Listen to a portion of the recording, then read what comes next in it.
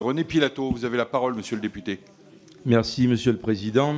Madame la Ministre, les différents plans éco-phyto lancés depuis 2008, censés réduire l'usage des produits phytosanitaires, ont vu au contraire leur usage augmenter.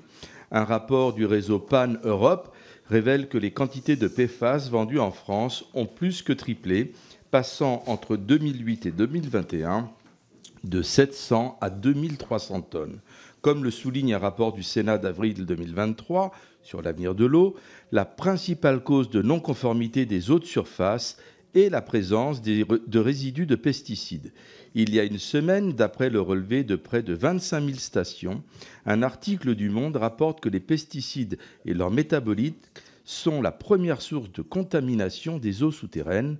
20% d'entre elles dépassent les normes autorisées.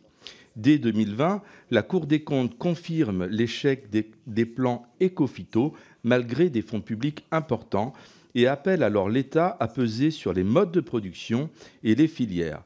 Avril 2023, le Sénat préconise concernant l'avenir de l'eau: la lutte contre la pollution doit se faire à la source, ce qui passe par l'édiction de normes strictes.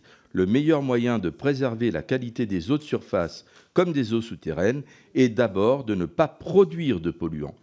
Par ce nouveau plan éco-phyto, le gouvernement n'en prend pas le chemin. Madame la ministre, je vous cite: « L'important sur la question des produits phytosanitaires, ce n'est pas de dire « je veux aller vers le zéro pesticide », c'est de réduire les plus à risque ». Mais même sur cet objectif, le Conseil scientifique et technique du plan éco-phyto vous décerne un 0 pointé. Début mai, ce conseil, composé de chercheurs et d'ingénieurs nommés pour leur connaissance du sujet, disent à propos du nouvel indice européen quantifiant les usages et les risques des pesticides, je cite: « Le HRI n'est un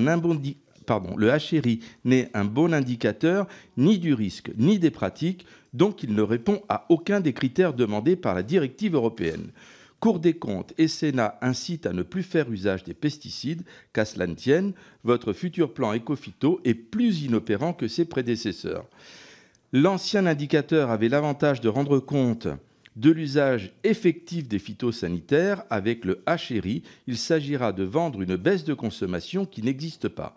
Vous abandonnez donc toute ambition de réduction des usages de pesticides au mépris de la qualité de l'eau et de ses conséquences sur la santé publique, au mépris de la transparence que vous devez aux citoyens. Madame la ministre, quand le gouvernement auquel vous appartenez va-t-il prioriser la santé sur les